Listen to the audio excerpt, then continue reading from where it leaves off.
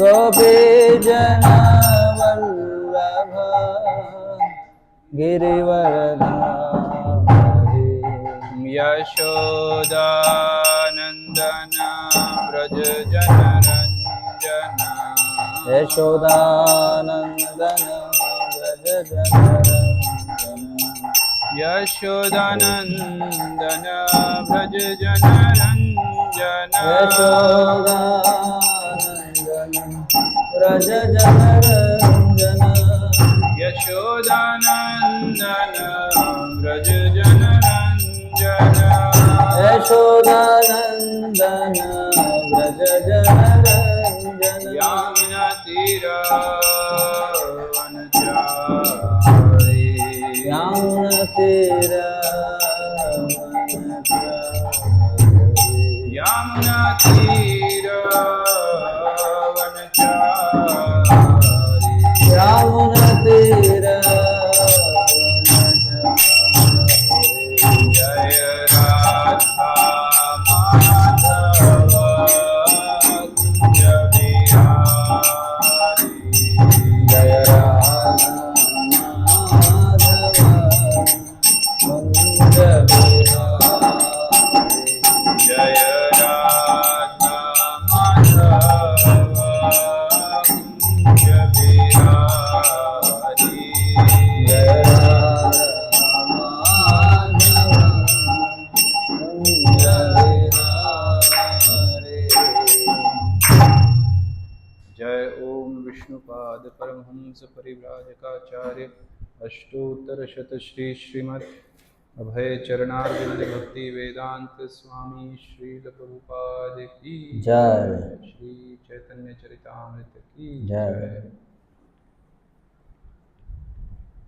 नमो ओम विष्णुपादाय कृष्णप्रेष्ठाय भूतले श्रीमते स्वामिनिति नमो विष्णुपादाय कृष्णप्रेष्ठाय भूतले श्रीमते भक्तिवेदांत स्वामिनिति नामिने नमस्ते सारस्वते देवे गौरवाणी प्रचारिणे निर्विशेष शून्यवादी पाश्चात्य देशतारिणे जय श्री कृष्ण चैतन्य प्रभु नित्यानंद श्री अद्वैत गदाधर श्रीवासादि गौर भक्तवृंद हरे Krishna Krishna Krishna Hare Hare Hare Ram Ram Ram Hare Hare.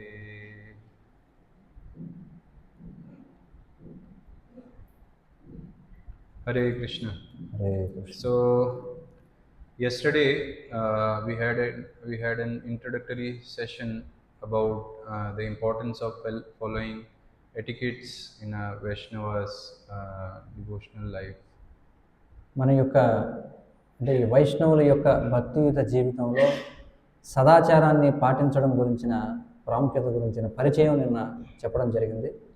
So we discussed that they are broadly classified into two types, achar and prachar. అవి స్థూలంగా రెండు విభాగాలుగా విభజించబడతాయని మనం చూసాం. ఒకటి ఆచారము, మరొకటి ప్రచారము. So achar means how Vaishnava's appearance plus his daily routines. ఆచారం అంటే వైష్ణవుని యొక్క ఆహార్యం, అంటే అతను కనిపించేటువంటి విధానం, అతని రూపం, ఇవన్నీ కూడా. రెండవది ఆయన యొక్క దైనందిన వ్యవహారాలు. And prachar means how he conducts himself, how he behaves with others, like that. ప్రచారం అంటే ఏమిటి? ఇతరులతో అతడు ఎలా వ్యవహరిస్తాడనే దాని గురించి.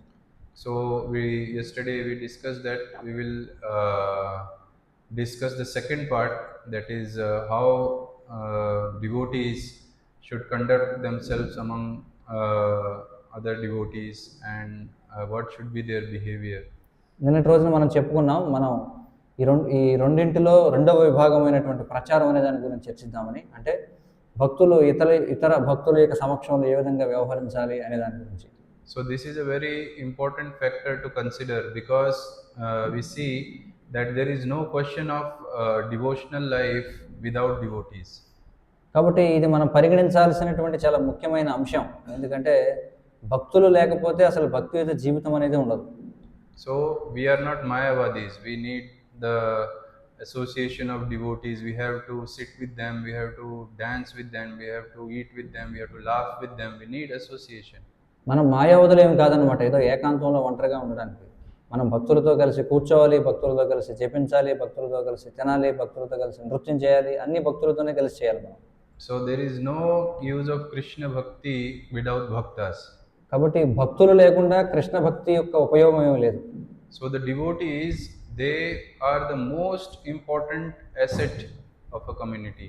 కాబట్టి ఒక సముదాయంలో భక్తులే అత్యంత విలువైనటువంటి ఆస్తి. So we might feel that no, the most important asset are the deities or the temple or the prasad, or so many things we can say, but the bottom line is the most important asset are the devotees. అయితే మీరు అనుకోవచ్చు, అదేమిటి ముఖ్యమైనటువంటి అంశం విగ్రహాలు, అలాగే ప్రసాదము, అలాగే మందిరం, ఇవి కదా అని. కానీ మనం గుర్తుంచుకోవాలి, అన్నిటికీ కూడా ఆధారం ఏమిటంటే భక్తులే. So investment on the devotees, so this is the most important thing to build a community. కాబట్టి భక్తులపై మనం పెట్టుబడి పెట్టడం ఏదైతే ఉందో, ఒక సముదాయం నిలబడడానికి అది అత్యంత కీలకమైన అంశం. So Srila Prabhupada also discussed this when he was discussing the loving relationship between devotees. He also discussed this point. కాబట్టి శ్రీల ప్రభుపాదుల వారు కూడా భక్తుల మధ్య ప్రేమపూర్వక వ్యవహారాల గురించి చర్చిస్తున్నప్పుడు ఆయన కూడా ఈ విషయం గురించి చాలా నొక్కి చెప్పడం జరిగింది. So Srila Prabhupada mentioned that the foundation of all the services in ISKCON, the foundation is the loving exchanges between the devotees. కాబట్టి శ్రీల ప్రభుపాదుల వారు చెప్పారు, ఈ ఇస్కాన్ యొక్క పునాది ఏమిటి అంటే అన్నిటికీ కూడా, అన్ని కార్యకలాపాలకి కూడా భక్తుల మధ్య ఉండేటువంటి ప్రేమపూర్వక వ్యవహారాలు. So there are lot of services in ISKCON. You see, deity worship is there, cooking is there, preaching is there, and youth preaching is there, and Goshala, means so many different types of services are there. But the bottom line, the foundation is what are the relationship or loving exchanges between the devotees in those services. కాబట్టి ఇస్కాన్లో అనేకమైనటువంటి సేవా కార్యక్రమాలు మనకు ఉన్నాయి. విగ్రహారాధన ఉంది, వంట చేయడం ఉంది, గోశాల ఉంది, ప్రచారం ఉంది, పుస్తక వితరణ ఉంది, కీర్తన చేయడం ఉంది, విరాళ సేకరణ, మందిర నిర్మాణం, ఇవన్నీ ఉన్నాయి. కానీ వీటన్నిటికీ కూడా ఆధారభూతమైనటువంటిది ఏమిటంటే భక్తుల మధ్య ఉండాల్సినటువంటి ప్రేమపూర్వక వినిమయం. So services will go on without loving exchanges also, but it will be just like a mechanical activity that we see in the multinational companies that goes on. Work goes on, but everyone is working like a machine. అయితే సేవలు అనేవి జరిగిపోతూనే ఉంటాయి. భక్తుల మధ్య ప్రేమపూర్వక వ్యవహారాలు లేకపోయినా సేవలు జరిగిపోతూనే ఉంటాయి. అంతా అందరూ కూడా యంత్రాల్లాగా పనిచేస్తూ ఉంటారు అనమాట. ఎలాగంటే ఈ బహుళ జాతీయ కంపెనీలు ఏవైతే ఉంటాయో మనం చూస్తే వాటిలో ఎంతోమంది పని చేస్తుంటారు, కానీ ఎవరికి వాళ్ళే పని చేస్తుంటారు యంత్రాల్లాగా. So Rupa Goswami also has discussed this in great details in Upadeshamrita, the loving exchanges between the devotees. మరి రూప గోస్వామి కూడా ఉపదేశామృతంలో దీని గురించి వివరించారు, భక్తుల మధ్య ప్రేమపూర్వకమైన వినిమయం గురించి. I think it was text 4 of Upadeshamrita. అది ఉపదేశామృతం 4వ బిందువు అనుకుంటాను. దదాతి ప్రతిగ్రహణాతి గుహ్యమాఖ్యాతి పృచ్చతి భుంక్తే భోజాయతే చైవ షడ్భిర్ ప్రీతి లక్షణం. And after that also Rupa Goswami has described how to deal with different types of devotees, Kanishta, Madhyama, Uttama. About them he has described in detail. ఈ తర్వాత శ్లోకంలో కూడా రూప గోస్వామి వారు కనిష్ట భక్తులు, మధ్యమ భక్తులు, ఉత్తమ భక్తులు ఎవరెవరితో ఎలా వ్యవహరించాలి అవన్నీ కూడా మనకు వివరించారు.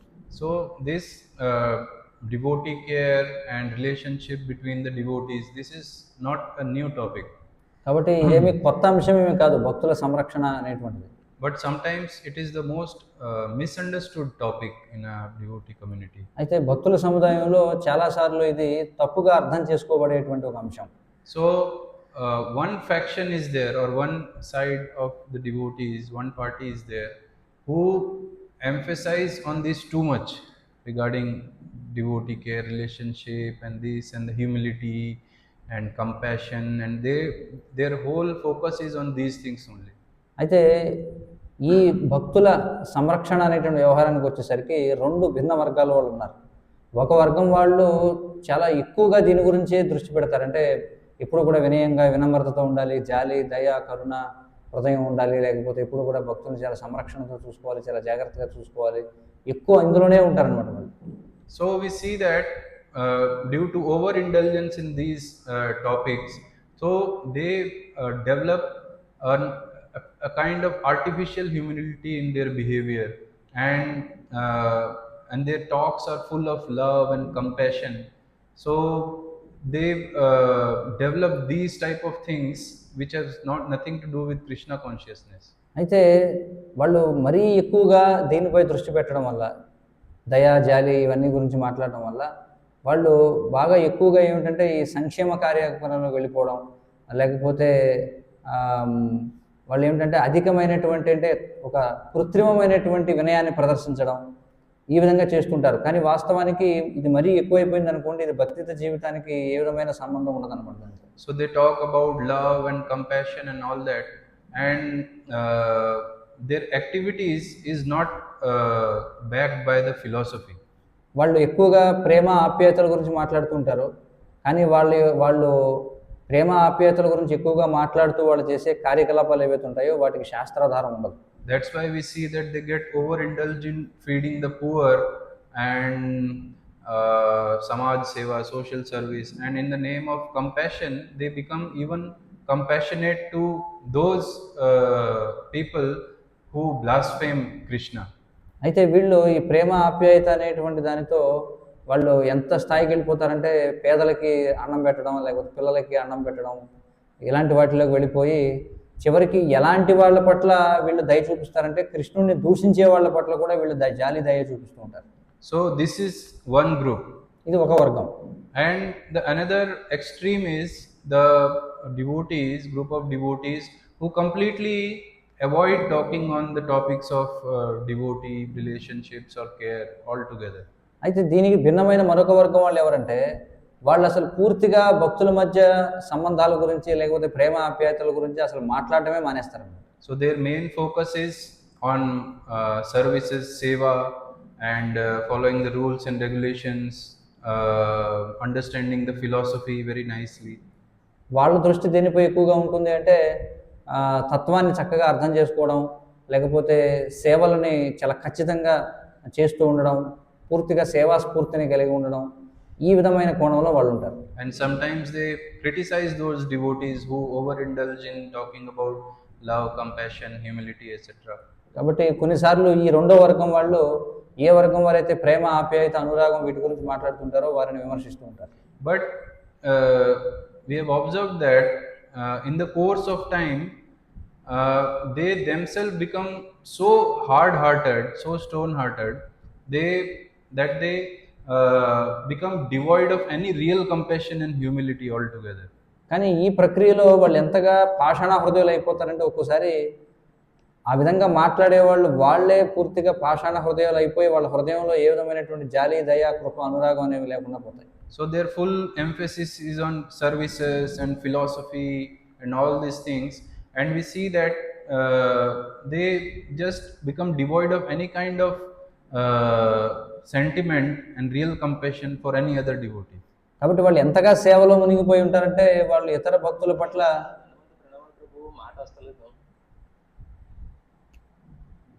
వాళ్ళు ఎంతగా వాళ్ళు నిమగ్నం అయిపోయి ఉంటారంటే సేవల్లో వాళ్ళు ఇతర భక్తుల పట్ల ప్రేమ ఆప్యాయత అనురాగం లేకపోతే ప్రేమపూర్వకమైనటువంటి వినిమయం ఇలాంటివి అసలు లేకుండా పోతారన్నమాట. So there is a quote from His Holiness Jayapataka Maharaj. అయితే ఈ సందర్భంగా పరమ పూజ్య జయపతాక స్వామి వారు చెప్పినటువంటి ఒక ప్రస్తావన ఉంది. He said that however I have heard that there is a study by the outsiders. ఆయన ఏమన్నారంటే బయట వారు చేసినటువంటి ఒక అధ్యయనాన్ని నేను చూశాను.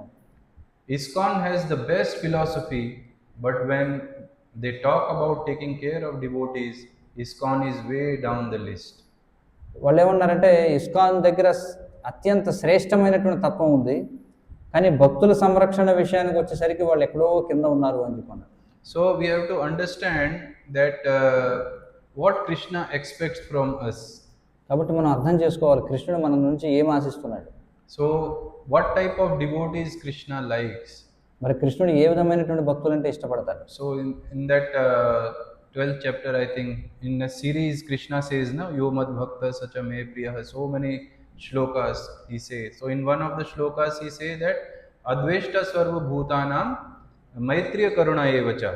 12వ అధ్యాయంలో భగవద్గీతలో ఆయన తనకు ఏ విధమైనటువంటి భక్తులంటే ఇష్టమో చెప్పే క్రమంలో ఆయన ఒక శ్లోకం చెప్తాడు. అందులో ఏమంటాడు? అద్వేష్ట సర్వభూతానాం మైత్ర కరుణ ఏవచ అని చెప్పాడు. So that if a devotee is not envious of others, and he is friendly and kind to all the other entities. కాబట్టి నిజమైనటువంటి భక్తుడు ఇతరుల పట్ల ఎప్పుడు కూడా అసూయ ప్రదర్శించడు.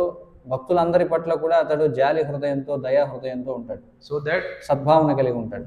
that kindness, that daya, that mercy is a very important aspect of a devotee's life. కాబట్టి భక్తుని యొక్క జీవితంలో ఇది చాలా ముఖ్యమైనటువంటి అంశం, దయా, జాలి, కృప అనేవి కలిగి ఉండడం. So we have to learn to strike a balance between these two that we discussed, no? These two sides. కాబట్టి ఈ రెండు వర్గాలు మనం ఇప్పుడు ఏదైతే చర్చించామో ఈ రెండిటి మధ్య సమతౌల్యత అనేది అవసరం మనకి. So we understand that sentimentality or sentimentalism does not have any place in bhakti. If we become sentimental in bhakti, then there are chances we may become sahajiyas also. అయితే ఈ భక్తిలో ఈ భావుకత అనేటువంటి దానికి స్థానం లేదు. మనం కనుక పూర్తిగా భావుకులం అయిపోయాం అనుకోండి, మనం సహజీయులం అయిపోతాం. We will not follow the philosophy, and we will become like we will follow the compassion of the karmis that the outside world follows. అప్పుడు ఏమైపోతుంది? మనం బయట ఉన్నటువంటి కర్మిష్ఠులు ఏ విధైతే దయా, జాలి, కృప చూపిస్తుంటారో మనం కూడా ఆ విధంగా మారిపోతాం. And we will become we will go so far away from the real philosophy of Krishna consciousness. అప్పుడు మనం కృష్ణ చైతన్యం యొక్క నిజమైనటువంటి తత్వం నుంచి చాలా దూరంగా వెళ్ళిపోతాం. But that does not mean that we should be without any sentiments. కానీ దాని అర్థం మనం ఏ విధమైన భావుకతని అసలు కలిగి ఉండకూడదని కాదు. So what I mean to say is devotee should not be sentimental, but that does not mean that he should be without any sentiments. భక్తుడు భావుకుడుగా ఉండకూడదంటే దాని అర్థం అసలు అతను ఏ విధమైనటువంటి భావాలని కలిగి ఉండకూడదని కాదు. It should not be like a yantravat seva, like machine, wake up, do service, chant, read, dance, sleep, like that. Yes sir, military. So it should not be like a yantravat, means machine type life. కాబట్టి ఏదో యంత్రవత్ సేవ అన్నట్లుగా యంత్రంలాగా లేచాను, సేవ చేశాను, ప్రసాదం తీసుకున్నాను, ప్రవచనానికి వచ్చాను, మళ్ళీ పడుకున్నాను, ఈ విధంగా అయిపోకూడదు అనమాట సేవ అనేది. So there should be loving feeling and deep mercy in the heart of a devotee. కాబట్టి భక్తుల యొక్క హృదయాల్లో ప్రేమపూర్వకమైనటువంటి భావం అనేది ఉండాలి. Once Guru Maharaj told that one of his god brothers said that the real success of our movement will be when we will require lot of mop sticks. Why? To wipe away the tears which have fell down from the eyes of the devotees after a grand kirtan. ఒకసారి గురు మహారాజ్ ఏమన్నారంటే, వారి సతీర్థుల వారితో అన్నారట, మన ఉద్యమం యొక్క విజయం సాధించిందని ఎప్పుడు చెప్తామంటే, మనకి భక్తులు కీర్తన చేసిన తర్వాత వారి కళ్ళ నుండి జాలువారినటువంటి ఆనంద బాష్పాలు ఏవైతే ఉన్నాయో ఆ ఆనంద బాష్పాల చేత పూర్తిగా తడిచిపోయినటువంటి మందిర మండపం ఏదైతే ఉందో దాన్ని తొడవడానికి ఎప్పుడైతే మనకి ఎక్కువ తడిగుడ్డలు అవసరం అవుతాయో అప్పుడు మన ఉద్యమం విజయవంతమైనట్టు అని చెప్పారు. So for a devotee who is too much in philosophy, rules and regulations, he has made himself too hard-hearted. He may not understand this comment itself. కాబట్టి ఏ భక్తుడైతే మరీ ఎక్కువగా నియమ నిబంధనలకి పూర్తిగా అంటిపెట్టుకుపోయి ఉంటాడో, పూర్తిగా పాషాణ హృదయుడు అయిపోతాడో, అలాంటి వాడు ఈ విధమైనటువంటి భావనను అర్థం చేసుకోలేడండి. Last time when we were with Guru Maharaj in Bangladesh, so in Bangladesh the devotees they are too crazy for when any sannyasi visits or like that, they become too crazy. మేము పూర్వం ఎప్పుడైతే బంగ్లాదేశ్లో ఉన్నామో గురు మహారాజ్తో, అక్కడ ఉన్నటువంటి భక్తులు ఎలా ఉంటారంటే వాళ్ళు ఒక సన్యాసిని చూస్తే వారు ఒక విధమైనటువంటి వెర్రి స్థితిలోకి వెళ్ళిపోతారనమాట. So the devotees there like our Guru Maharaj so much, so whenever he visit there is a lot of devotees, Matajis, Prabhujis, everyone just come near Maharaj, try to touch his feet, and so many things they will say Uludhwani, Uludhwani that we know. It becomes a chaos there. అంటే గురు మహారాజ్ అంటే వాళ్ళకి ఎంత ఇష్టం అంటే ఆయన బంగ్లాదేశ్ వెళ్తే ఎప్పుడైనా మొత్తం అక్కడ ఉన్నటువంటి స్త్రీలు పురుషులు వాళ్ళందరూ కూడా ఒకేసారి గుంపుగా వచ్చి ఆయన యొక్క పాదాలు స్పృశించాలని పోటీ పడుతుంటారు. అదంతా కూడా ఒక పెద్ద గందరగోళ పరిస్థితి ఏర్పడిపోతుంటుంది. Lot of shouting is going on. Hey, you bring this, you bring that. Some Mataji is crying and someone is means it is a very chaotic atmosphere there. కాబట్టి గందరగోళ పరిస్థితి ఉంటుంది. వాళ్ళు ఉలువులు ధ్వని చేస్తుంటారు, మాతాజీలు అరుస్తూ ఉంటారు, కొంతమంది ఏడుస్తూ ఉంటారు, కొంతమంది అదిగో అది పట్టండి ఇది పట్టండి నడుస్తూ ఉంటారు, ఇలా ఉంటుంది. Then Guru Maharaj told me, he said that if you bring such and such devotee here, he mentioned a devotee. Maharaj told that if you bring such and such devotee here, he will faint. Maharaj ఏమన్నారంటే ఒక భక్తుని పేరు చెప్పి ఒకవేళ నువ్వు ఆ భక్తుడిని ఇక్కడ తీసుకొచ్చావు అనుకో, అతడు ఈ పరిస్థితి చూసి వెంటనే స్పృహ పడిపోతాడని చెప్పాను. Because that devotee is only philosophy, seva and rules and like that. He has not experienced all these commotions, all these emotions. కాబట్టి ఆ ఎవరి పేరైతే చెప్పారో మహారాజ్, ఆ భక్తుడు అంతా కూడా నియమాలు నిబంధనలు తత్వము సేవ ఇదే భావంలో ఉంటాడనమాట. అతను ఎప్పుడు కూడా ప్రేమపూర్వకమైనటువంటి భావాలను కలిగి ఉంటాడు. అందుకే మహారాజ్ అలా అన్నారు. They may misunderstand this emotion. ఎందుకంటే వాళ్ళు ఈ భావనలను తప్పుగా అర్థం చేసుకునే అవకాశం ఉంది అని చెప్పాను. Another incident, Guru Maharaj said that during his brahmachari days, one person invited them for a feast. మరొక ఉదంతం చెప్పారు మహారాజా. ఆయన బ్రహ్మచారిగా ఉన్నప్పుడు ఒక వ్యక్తి వారిని విందుకు ఆహ్వానించారట ఇంటికి. And he fed them so much, so many items up to the neck. He fed so much. పేకల దాకా వాళ్ళకి తినిపించారట అనేక రకాల పదార్థాలు. And then after the feast, they were sitting all the devotees. So this man came in front of them and offered sashtang pranam and started crying. అయితే వారికి పూర్తిగా పేకల వరకు ప్రసాదాన్ని పెట్టి వారు ఎప్పుడైతే కూర్చొని విశ్రమిస్తూ ఉన్నారో అప్పుడు ఆ భక్తుడు వచ్చి సాష్టాంగ ప్రణామం చేసి ఏడవడం మొదలుపెట్టాడు. So he said that I tried my best to serve all of you, but I am not satisfied. I think I have not served you all nicely. Please forgive me.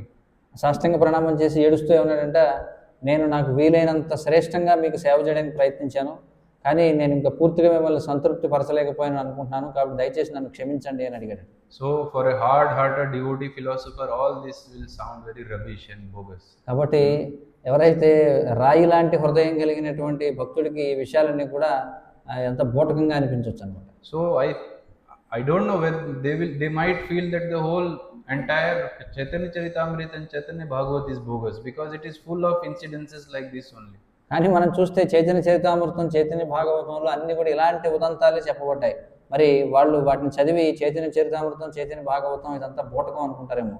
So that soft corner is also required in a devotee's heart. కాబట్టి భక్తుని హృదయంలో ఆ విధమైన కోమల స్వభావం కూడా అవసరమే. When Srila Prabhupada instructed Prabha Vishnu Maharaj, who was going to Bangladesh and other places for preaching, Srila Prabhupada instructed that what should be the mood of preaching. He said that he quoted Michael Madhusudan, one poet. He said, you should preach like the courage of an Englishman and heart of a Bengali mother. ప్రభ విష్ణు స్వామి అనేటువంటి ఒక శిష్యుడిని బంగ్లాదేశ్కి పంపిస్తూ ప్రచారానికి శ్రీల ప్రభుపాదుల వారు ఏమని ఆదేశించారంటే, నువ్వు బంగ్లాదేశ్లో నువ్వు ప్రచారానికి వెళుతున్నావు, నువ్వు ఏ విధంగా ప్రచారం చేయాలి అనే దానికి మైకెల్ మధుసూదన్ అని ఒక కవి చెప్పినటువంటి ఒక విషయాన్ని చెప్పారట. ఏమన్నారంటే, నువ్వు ఒక బ్రిటిష్ వాడికి ఉండేటువంటి ధైర్యంతో అలాగే ఒక బెంగాలీ తల్లి యొక్క హృదయంతో నువ్వు ప్రచారం చేయాలి అని చెప్పన్నారు. So what is the courage of an Englishman and heart of a Bengali mother? Means we should, you don't be afraid while preaching. You expand like the British expanded themselves. So you be courageous, be brave, don't be afraid. That should be your mood, like a brave Englishman. కాబట్టి ఇక్కడ ఉద్దేశం ఏమిటి అంటే, British వాడిలాగా ఉండాలి ప్రచారం చేయడంలో. అంటే British వాడు ఏ విధంగా అయితే ప్రపంచం అంతా విస్తరించాడో సామ్రాజ్యాన్ని, ఆ విధంగా నువ్వు ప్రచారాన్ని విస్తరింపచేయాలి. కానీ నువ్వు ఒక బెంగాలీ తల్లికి ఉండేటువంటి హృదయాన్ని కలిగి ఉండాలి అని చెప్పన్నారు. Your heart should be like a Bengali mother when dealing with the devotees. కాబట్టి భక్తులతో వ్యవహారం చేసేటప్పుడు బెంగాలీ తల్లిలాగా వ్యవహరించాలి అని చెప్పన్నారు. Bengali mother means Bengali mothers are very, very compassionate to everyone. Not all the mothers are compassionate. Srila Prabhupada told here about Bengali mothers. They are extra compassionate sometimes. సాధారణంగా తల్లులందరూ పిల్లల పట్ల చాలా అనురాగం కలిగి ఉంటారు, కానీ బెంగాలీ తల్లులు ఒక్కోసారి బాగా అతనమైనటువంటి అనురాగాన్ని చూపిస్తుంటారు పిల్లల పట్ల. అందుకే ప్రభుపాదుల వారు ఆ ఉపమానం ఇచ్చారు ఇక్కడ. So Srila Prabhupada never said that you preach like the courage of an Englishman and heart of an English mother or like that. Srila ప్రభుపాదుల వారు ఎప్పుడు కూడా నువ్వు ఆంగ్లేయునిలాగా ధైర్యంగా ఆంగ్లేయ తల్లి వంటి హృదయంతో ప్రచారం చేయమని చెప్పలా. So in the preaching movement, we should be aware that our heart should not become like stone. కాబట్టి మనం చూసుకోవాలి ప్రచార ఉద్యమంలో మన హృదయం రాయిలాగా మారిపోకుండా. In that song, no, jodi gor na hoi to tobe ki hoi to kemana badi tan, Vasu Ghosh Das is saying basuro hiya pashana diya vidhi kemane godi ache. That what oh Lord, my heart has become like a stone. I am not able to appreciate the glories of Chaitanya Nityananda like that. Vasudeva Ghosh ఆయన ఇంక ఇప్పుడు చెప్పినటువంటి గీతంలో ఆయన ఏం పాడతారంటే గౌరనితాయులకి నేను నా హృదయం అనేది ఒక రాయిలాగా మారిపోయింది, అందుకే నేను దీన్ని ఆస్వాదించలేకపోతున్నాను. So that is very important aspect in a devotee community. కాబట్టి భక్తుల సముదాయంలో ఇది చాలా ముఖ్యమైనటువంటి అంశం. So many times during our lectures you would have seen that we quote Srila Prabhupada's and Bhakti Siddhanta's examples. మనం ఎన్నోసార్లు ప్రవచనం ఇచ్చేటప్పుడు శ్రీల ప్రభుపాదుల వారి లేదా భక్తి సిద్ధాంత సరస్వతుల వారి యొక్క ఉపమానాలను మనం ప్రస్తావన చేస్తుంటాం. So Bhakti Srila Prabhupada used to give example of a doctor who has to cut the boil, to cure the disease. It might give pain, but that is the only solution. Srila ప్రభుపాదుల వారు ఒక ఉపమానం చెప్తారు. ఏమంటారంటే ఒక వైద్యుడు ఎవరికో ఏదో ఉబ్బింది అనుకోండి చేతి మీద, దాన్ని తీసేయాలంటే దాన్ని కోయాల్సి ఉంటుంది అనమాట. And there was another story in Upakhyane Upadesh from Bhakti Siddhanta Saraswati Thakur, where he speaks about a boy who was flying a kite and he was near the edge of the roof when one man came and he cut down the rope of the kite and that boy became angry, but that was the only solution. అలాగే మనం చూస్తే మరొక ఉపాఖ్యాన ఉపదేశం అని చెప్పి భక్తి సిద్ధాంత సరస్వతి ఠాకూర్ వారు రాసిన దాంట్లో ఆయన ఒక మేడ మీద గాలిపటం ఎగరేస్తున్న ఒక అబ్బాయి ఉదాహరణ చెప్తారు. అయితే ఆ పిల్లవాడు దానికి పెట్ట కూడా ఉండదు, ఈ డాబాకి అతను గాలిపటం ఎగరేస్తుంటాడు, ఆకాశం వైపు చూసుకుంటే కింద చూడడం అనమాట. అందుకని ఒక వ్యక్తి వచ్చి ఏం చేస్తాడు, ఆ గాలిపటం తాడుని కత్తిరిస్తాడు. కానీ కత్తిరిస్తే ఆ అబ్బాయి కోపం వస్తుంది, కానీ వాడిని రక్షించాలంటే ఆ విధంగా చేయాల్సిందే. So many times we give these examples to what is the real compassion. Real compassion is this only. We see the disease and we try to remove the disease. Don't worry if there is some strictness or there is some shouting, criticism. కాబట్టి చాలాసార్లు మనం ఈ ఉదాహరణ చూపిస్తూ ఉంటాం. ఎందుకంటే మనం వారికి మంచి చేయాలి అంటే కొంచెం వారిని నొప్పించాల్సి వస్తుంది, కాబట్టి వారిని మందలించాల్సి వస్తుంది, తిట్టాల్సి వస్తుంది. కానీ వీటిని మనం పట్టించుకోకూడదు అని చెప్పి మనం చెప్పుకుంటాం. So no doubt these are good examples when we say that sadhu has to cut through his words, but we should be very careful that we should, in the course of time, following this, we should not become totally insensitive and insensible. అయితే అదే సమయంలో ఖచ్చితంగా సాధు అనేవాడు ఈ విధంగా పదునైనటువంటి ఖడ్గంలాగా ఉండాలి. కానీ అదే సమయంలో సాధు అనేటువంటి వాడు మనం ఈ విధంగా చేసేటువంటి సమయంలో ఇతరుల యొక్క భావనలని కూడా మనం పట్టించుకోవాలనే దాన్ని విస్మరించకూడదు. It is not necessary that every time we have to cut someone's attachment maya through hard words, harsh words, always harsh. That is not the only way. కాబట్టి ప్రతిసారి కూడా మనం పరుషమైనటువంటి మాటలతోనే జనులకి ఉన్నటువంటి భౌతికమైనటువంటి ఆసక్తులని ఖండించాలని కాదు, అది ఒక్కటే మార్గం కాదు, మరొక రకంగా కూడా చేయొచ్చు. So whenever we are dealing with the devotees, we should be very careful that we are not dealing with any other simple person. We are dealing with the devotees of Krishna. కాబట్టి మనం ఎప్పుడైతే భక్తులతో వ్యవహరిస్తామో మనం ఏదో బయట వాళ్ళతో మనం వ్యవహరిస్తున్నట్టుగా కాకుండా ఒక కృష్ణుని యొక్క భక్తులతో వ్యవహరిస్తున్నాం అనే విషయాన్ని మనం గుర్తుంచుకోవాలి. So whatever seva they are doing, maybe it's very big seva or which is not so insignificant, something they are doing, but we must be very careful of the fact that they are also serving Krishna in whatever capability they are able to. కాబట్టి వాళ్ళు చేసేటువంటి సేవ చాలా గొప్ప సేవ అయి ఉండొచ్చు, లేకపోతే చాలా చిన్న సేవ అయి ఉండొచ్చు. కానీ మనం ఎప్పుడు కూడా గుర్తుంచుకోవాలి, వారు చేసేటువంటి సేవ మొత్తానికి వాళ్ళు సేవ చేస్తున్నారు భగవంతునికి అనేటువంటి. So regarding this, there is a quote from Kavichandra Goswami. దీని గురించి కవిచంద్ర గోస్వామి ఒక ప్రస్తావన చేశారు. So he says that we want all the devotees to feel that they belong to this movement and they are important. ఆయన ఏమన్నారంటే ప్రతి భక్తుడు కూడా నేను ఈ ఉద్యమానికి చెందినటువంటి వాడిని, నేను కూడా ఈ ఉద్యమంలో నాకు పాత్ర ఉంది, నేను కూడా ముఖ్యమైన వాడిని అనే భావన కలగాలి భక్తులకి అని చెప్పంటారు. We want them to feel that the leaders love them and care for them as individuals, not for just for the service they are doing. కాబట్టి కేవలం వారు చేస్తున్నటువంటి సేవ కోసం మాత్రమే కాకుండా నాయకులు తమని వ్యక్తులుగా ప్రేమిస్తున్నారనేటువంటి విషయం వారికి తెలియాలి. Srila Prabhupada did that and inspired great results. Srila ప్రభుపాదుల వారు మరి ఆ విధంగా చేశారు, అందుకని గొప్ప ఫలితాలు వచ్చాయి అని చెప్పంటారు. So we have to understand it very carefully when we are dealing with the devotees, that we are not dealing with stones or like that. కాబట్టి మనం భక్తులతో వ్యవహారం చేసేటప్పుడు మనం చాలా జాగ్రత్తగా ఉండాలి. మనం ఎవరితో రాళ్లతోటో లేకపోతే ఎవరితోనో వ్యవహారం చేస్తున్నామని అనుకోకూడదు. So they are live entities who have the power of thinking, feeling and willing. ఎందుకంటే వాళ్ళు ఆలోచించడం, అనుభూతి చెందడం, సంకల్పించేటువంటి శక్తి కలిగినటువంటి వ్యక్తులు, జడ పదార్థాలు కాదు. So a few good encouraging words from our side, so it can become the foundation of this devotee's wonderful Krishna conscious life ahead. కాబట్టి మనం కొన్ని ప్రోత్సాహకరమైనటువంటి వాక్కులను కనుక చెప్పినట్లయితే ఆ భక్తుని యొక్క భవిష్యత్ ఆధ్యాత్మిక జీవితానికి అది మంచి ప్రోత్సాహంగా తోడ్పాటుగా ఉంటుంది. And he will cherish this memory forever. Oh, that day Prabhuji told me this, yeah, that has changed me. I love Prabhuji because of this. He will cherish this memory forever. కాబట్టి అతడు ఈ జ్ఞాపకాన్ని జీవితాంతం ఉంచుకుంటాడు అనమాట. ఆనాడు నాకు ప్రభుజీ ఈ విధంగా చెప్పాడు, కాబట్టి నేను అది జీవితాంతం నేను గుర్తుంచుకుంటాను, నాకు అది ఎంతో ఉపయోగపడింది అని. And the use of one wrong word or one wrong sentence can make his life hellish, and that he has to live with that memory forever. మరి మనం తప్పుగా ఒక మాట తేడాగా మాట్లాడామంటే అది ఆ భక్తుని యొక్క జీవితంలో అలాగే ఒక మరకలాగా ఉండిపోతుంది, అది జీవితాంతం దాన్ని గుర్తుంచుకుంటాడు. So it doesn't matter whether a devotee is engaged in a very big service or small service.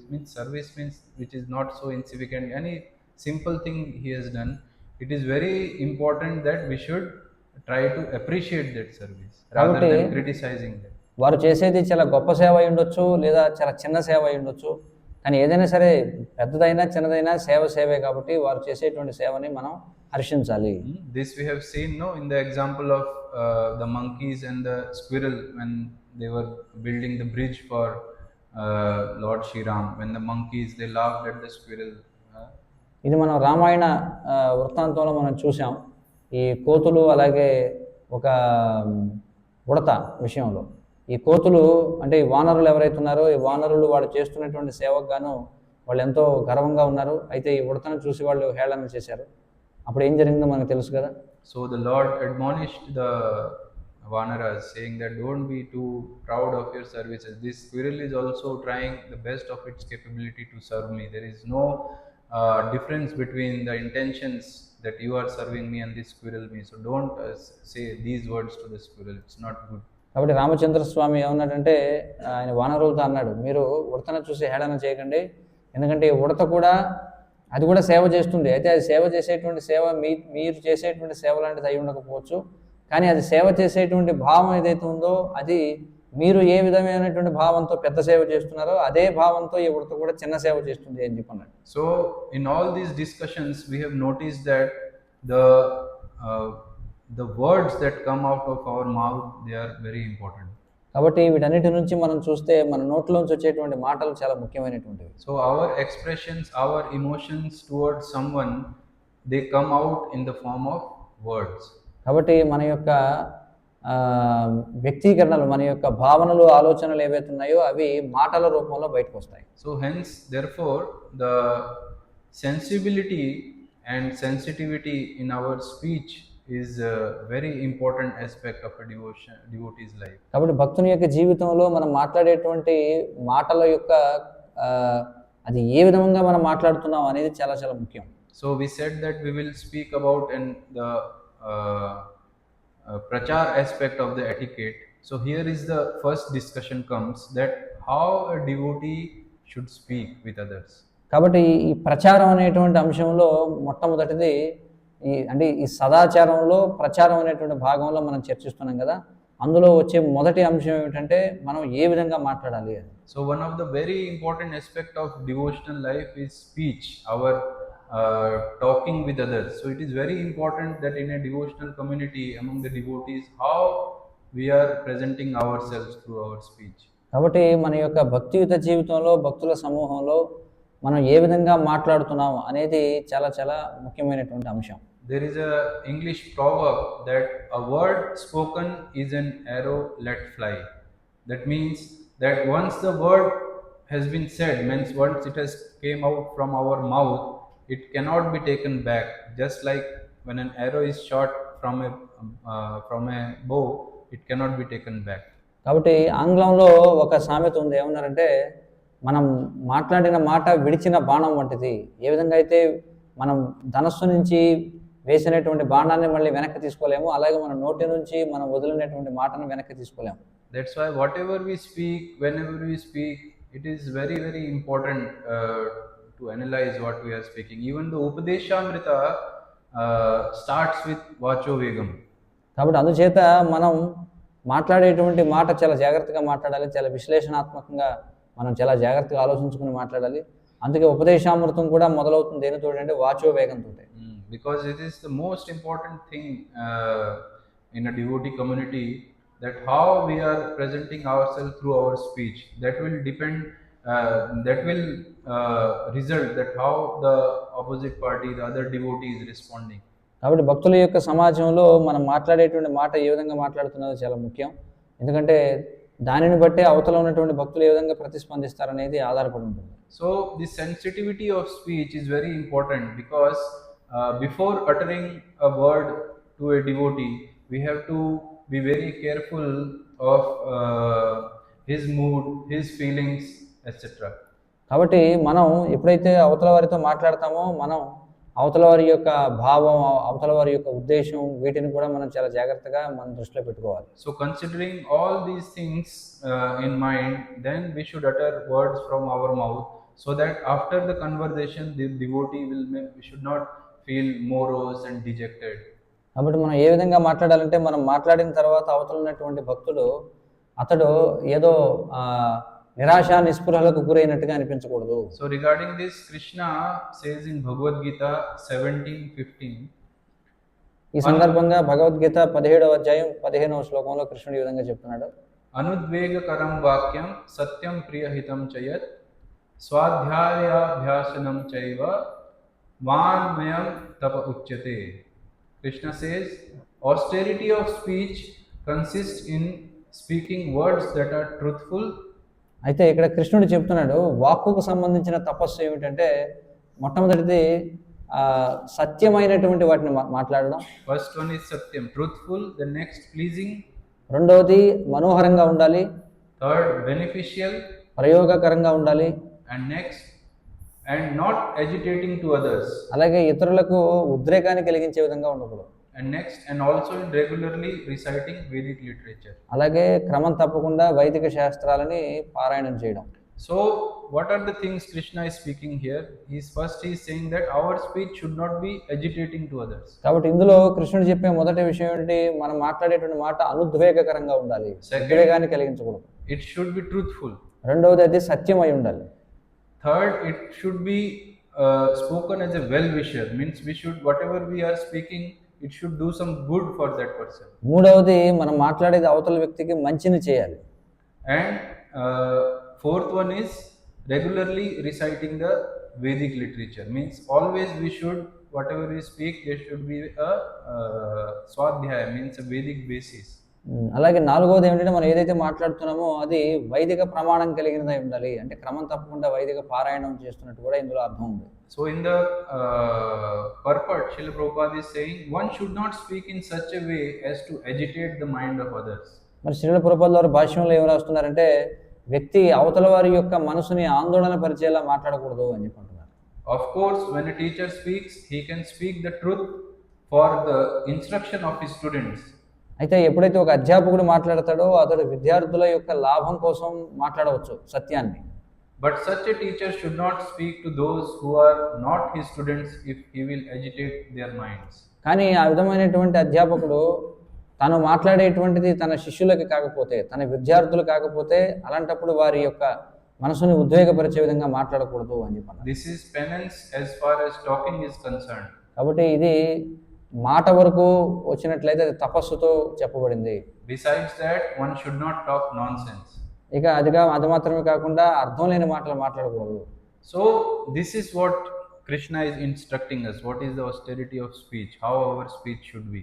కాబట్టి ఇదే కృష్ణుడు మనకి బోధిస్తూ ఉన్నాడు, వాక్ తపస్సు అంటే ఏమిటో అనేది. But we see that in the beginning of Bhagavad Gita, whatever Krishna is speaking to Arjuna is not very pleasing. Totally opposite to it.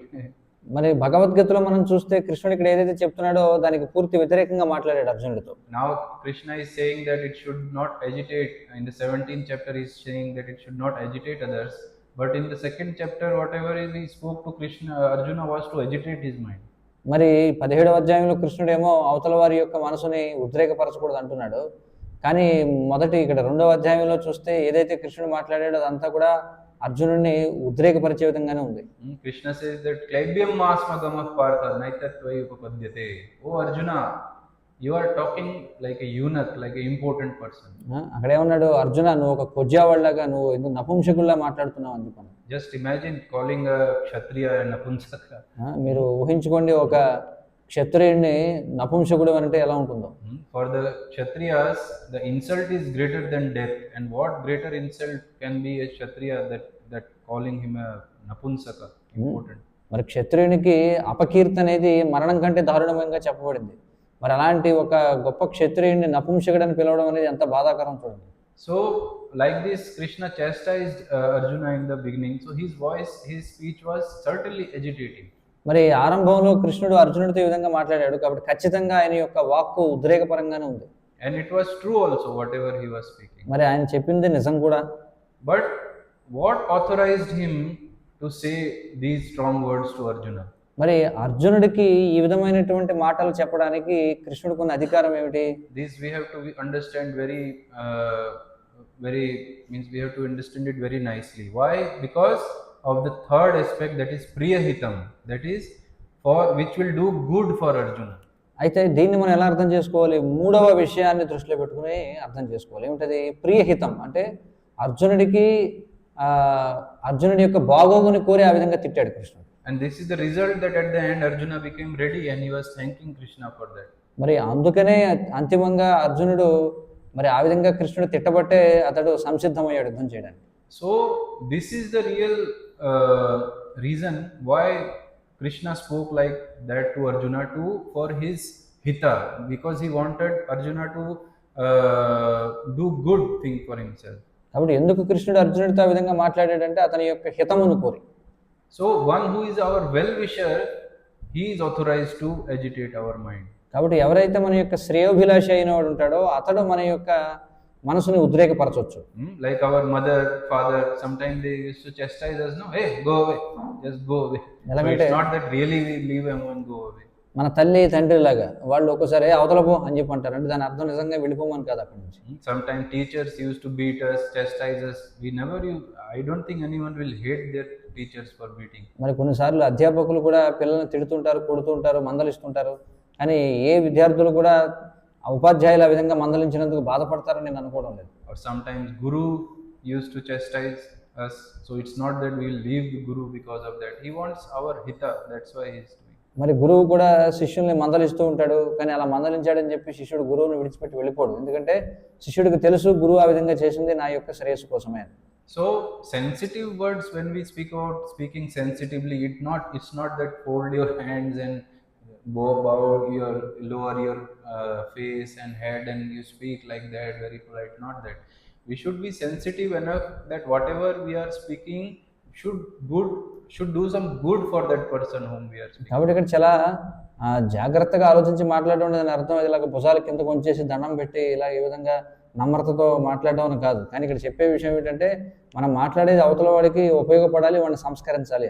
And we should be analyzing in our mind that whatever we are going to speak now, what will be the consequences of all that after this conversation. కాబట్టి మన మనసులో మన విశ్లేషణ చేసుకుంటూ ఉండాలి. ఏమంటే ఇప్పుడు నేను ఏవైతే మాటలు మాట్లాడబోతున్నానో దానివల్ల వచ్చేటువంటి పర్యవసానాలు ఏ విధంగా ఉండబోతాయి. So there is a verse in Sanskrit that there is a proverb, Satyam bruyat priyam bruyat ma bruyat satyam abruyat. The meaning is, if one speaks the truth, he should speak it palatably. కాబట్టి సంస్కృతంలో ఇప్పుడు చెప్పినటువంటి ఒక శ్లోకం ఉంది.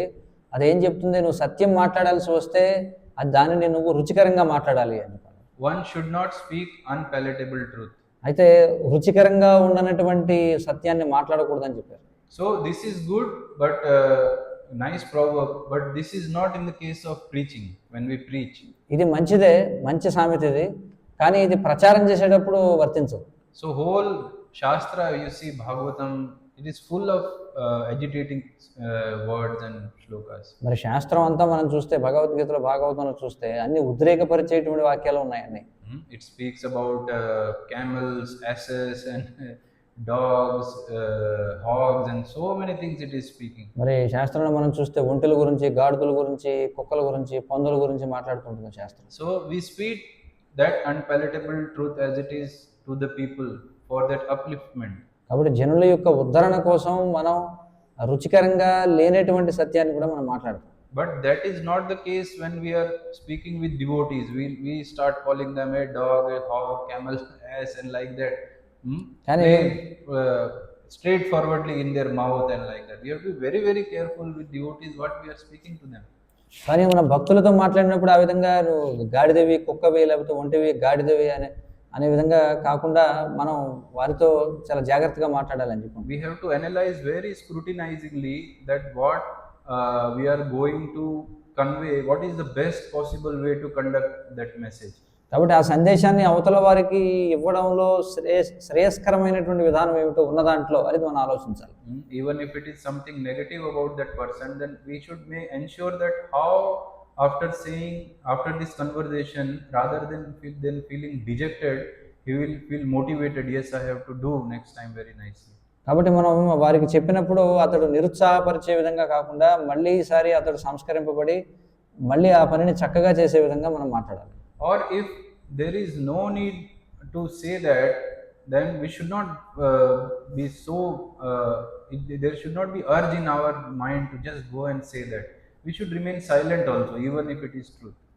ఒకవేళ అది సత్యమైనప్పటికీ ఒకసారి చెప్పాల్సిన అవసరం లేదు అని అనుకున్నప్పుడు మన మనసులో ఎలాగైనా సరే ముందు వాళ్ళకి చెప్పేయాలనేటువంటి ఉద్రేకాన్ని కలిగి ఉండకూడదు. మనం కొన్ని సందర్భాల్లో మౌనంగా ఉండడం మంచిది.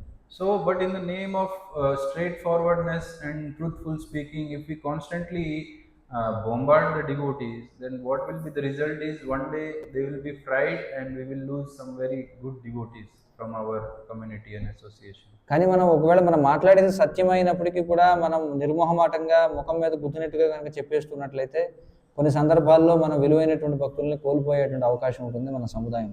So here that factor of karuna, mercy comes that we were discussing before, that we should when we talk with others, we should be merciful, we should not be envious. కాబట్టి మనం ఇతరులతో మాట్లాడుతున్నప్పుడు మనం కరుణతో మాట్లాడాలి, అంతేగాని అసూయతో మనం మాట్లాడకూడదు. So what will ensure that, how will we know that toward the person how should we speak? We should be very straightforward, or we should speak it in very conducive way that he likes. What will decide it? How should we know that how we have to speak? మరి ఒక సందర్భంలో మనం ఏ విధంగా మాట్లాడాలి? ముక్కుసూటిగా మాట్లాడాలా, లేకపోతే సౌమ్యంగా మాట్లాడాలా, లేకపోతే వాళ్ళకి గట్టిగా హెచ్చరించినట్టుగా మాట్లాడాలా అనేది ఎలా తెలుస్తుంది మనకి? So regarding this, Srila Prabhupada told it in a letter to Yagneshwara, January 2nd, 1972. మరి ఈ సందర్భంగా శ్రీల ప్రభుపాదుల వారు జనవరి 2వ తేదీ 1972న యజ్ఞేశ్వర అనేటువంటి శిష్యునికి రాసిన లేఖలో చెప్పారు. Srila Prabhupada writes, regarding your questions, your first question was, should the devotee always speak the truth to everyone in all circumstances? అందులో ప్రభుపాదుల వారు అంటున్నారు, ముందుగా నువ్వు అడిగిన మొదటి ప్రశ్నకి నేను సమాధానం చెప్తున్నాను. మొదటి ప్రశ్న ఏమిటి? అన్ని సందర్భాల్లో అందరితో సత్యమే మాట్లాడాలా? The answer is yes, one should always speak the truth. దానికి సమాధానం అవును, వ్యక్తి ఎప్పుడూ కూడా సత్యమే మాట్లాడాలి. But qualified devotees will be able to speak the truth always very palatable to everyone. కానీ కొంచెం అర్హత కలిగినటువంటి భక్తులైతే వారు ఎవరితోనైనా సరే సత్యాన్నే రుచికరంగా మాట్లాడేటువంటి సమర్థత కలిగి ఉంటారు. So that it will sound pleasing even to his enemy. అంటే శత్రువు కూడా అది మనోహరంగా ఉంటుంది. That is the art of speaking the truth. కాబట్టి అది సత్యం మాట్లాడడంలో ఉన్నటువంటి కళ. It is certainly so that we must speak the truth to all people. కాబట్టి ఖచ్చితంగా మనం అందరితోనూ సత్యమే మాట్లాడాలి. But how you say it, that is another thing. కానీ ఏ విధంగా నువ్వు దాన్ని చెప్తావు అనేది వేరే విషయం. Satyam bruyat priyam bruyat. When you become yourself little more experienced in Krishna consciousness by preaching work, ప్రచార కార్యక్రమంలో నీకు కొంత అనుభవం వచ్చిన తర్వాత, కొంతకాలం తర్వాత, and if you are sincere and serious to make progress in spiritual understanding, నువ్వు గంభీరంగా ఉన్నావు అనుకో, నిజాయితీగా ఆధ్యాత్మిక పురోగతి సాధించాలి, ఆధ్యాత్మిక అవగాహన సంపాదించాలని, you need not have to worry yourself further. కాబట్టి దాని గురించి నువ్వే అంత కంగారు పడిపోవాల్సిన అవసరం లేదు. Because the truth will always be spoken by you in the proper manner. కాబట్టి నువ్వు సక్రమంగా ఎల్లప్పుడూ కూడా సత్యాన్నే మాట్లాడతావు. Krishna will give you that intelligence. కృష్ణుడు నీకు ఆ బుద్ధిని ఇస్తాడు. You need not be concerned for it. నువ్వు దాని గురించి ఏం దిగులు చెందాల్సిన అవసరం లేదు. So Srila Prabhupada is saying that as we develop our Krishna consciousness more and more and more, Krishna will give us intelligence that how we have to deal with devotees, how we have to speak with them. That's why we have to try always to develop our Krishna consciousness in such a manner. కాబట్టి శ్రీల ప్రభుపాద గారు ఇక్కడ ఏమంటున్నారు, ఇవన్నీ కూడా అనుభవం ద్వారా వస్తాయి, మనం ప్రత్యేకించి పెంపొందించుకోవాల్సిన అవసరం లేదు. మనం చక్కగా మన యొక్క భక్తియుత సేవను చేస్తున్నట్లయితే కాలక్రమంలో ఇవన్నీ మనకు తెలుస్తాయి అని చెప్పండి. So regarding this, there is a very nice pastime in Chaitanya Charitamrita. మరి ఈ సందర్భంగా చైతన్య చరితామృతంలో ఒక చక్కటి లీల చెప్పబడింది. So once Sarvabhauma Bhattacharya, he invited Lord Chaitanya Mahaprabhu for a feast. ఒకసారి సార్వభౌమ భట్టాచార్య శ్రీ చైతన్య మహాప్రభుని తన గృహానికి ఒక విందు కోసం ఆహ్వానించారు. And the whole day he and his wife they prepared lots and lots of items for Chaitanya Mahaprabhu. మరి చైతన్య మహాప్రభు కోసం సార్వభౌమ భట్టాచార్య ఆయన భార్య రోజంతా ఎన్నో ఎన్నో ఎన్నో వంటకాలు సిద్ధం చేశారు. And when Chaitanya Mahaprabhu came and he saw so many items, he told, "What you are doing, Sarvabhauma? I am a sannyasi. I am not supposed to eat so many items." మరి చైతన్య మహాప్రభు వచ్చి చూడగానే ఏమన్నారంటే, ఏమయ్యా సార్వభౌమ, ఏం చేస్తున్నావు? నువ్వు ఇన్ని రకాల వంటకాలు వండుతున్నావు, కానీ నేను సన్యాసి ఇన్ని రకాలుగా తినకూడదు కదా. I'll take some rice, you give me some rice, shaak and sabji, enough. I don't need so many items. But Sarvabhauma persuaded, no Mahaprabhu, please take. Like that he persuaded him. Chaitanya Mahaprabhu ఏమన్నారంటే, ఎందుకు నాకు కొంచెం అన్నం, కొంచెం ఆకుకూర ఇవి వస్తే సరిపోతుంది, ఎందుకు ఇవన్నీ ఉండేవని. కానీ సార్వభౌమ భట్టాచార్య లేదని చెప్పి వివిధ రకంగా ఒప్పించారు మహాప్రభు. So when Mahaprabhu was honoring prasadam, Sarvabhauma Bhattacharya was very careful that his son-in-law Amogha should not come and see Chaitanya Mahaprabhu honoring prasadam. అయితే చైతన్య మహాప్రభు ప్రసాదాన్ని ఆస్వాదించేటువంటి సమయంలో సార్వభౌమ భట్టాచార్య తన అల్లుడైనటువంటి అమోఘ అక్కడికి రాకూడదు, చైతన్య మహాప్రభు ప్రసాదం స్వీకరించడాన్ని అతడు చూడకూడదని చెప్పి చాలా జాగ్రత్తగా ఉన్నారు. This Amogha, he was not a big fan of Chaitanya Mahaprabhu and the Sankirtan movement. He was always criticizing. ఈ అమోఘ అనేటువంటి అతను చైతన్య మహాప్రభు అన్న సంకీర్తన ఉద్యమం అన్న అతనికి అంత ఇష్టం లేదనమాట. ఎప్పుడు ఏదో ఒకటి విమర్శించడానికి ప్రయత్నించేవాడు. But Sarvabhauma Bhattacharya, he was also guarding the door. Inside Mahaprabhu was honoring and he was at the door with a stick. మరి చైతన్య మహాప్రభు లోపల ప్రసాదం తీసుకుంటూ ఉంటే సార్వభౌమ భట్టాచార్య తలుపు దగ్గర కర్ర పట్టుకుని నిలబడ్డారనమాట, కాపలా కాస్తూ అమోఘ రాకుండా.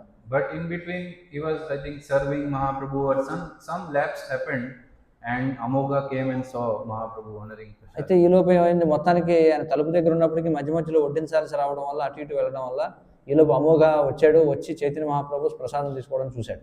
And Amogha, as soon as he saw Chaitanya Mahaprabhu, he saw, "Oh, what is this? Are you a sannyasi? This sannyasi should not supposed to take so many things and see how many items you are taking. What is all this?" అప్పుడు వచ్చి అమోఘ ఏమంటే, హే నువ్వు సన్యాసి పోయి ఉంటే ఇంతలా తింటావు ఉంటాయా, సన్యాసి ఇలా తినొచ్చా ఇన్ని రకాల పదార్థాలు అని చెప్పి అన్నాడు.